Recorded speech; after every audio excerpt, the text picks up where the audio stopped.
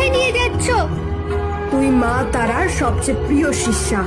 আমি যদি তোকে মায়ের হাতে তুলে দিতে পারি, তোর রক্তে মাকে স্নান করাতে পারি, তাহলে মা খুশি হবে, আমাকে বর দেবে। কুমারী ছটফট করতে থাকে, কিন্তু তান্ত্রিক তাকে শক্ত করে ধরে।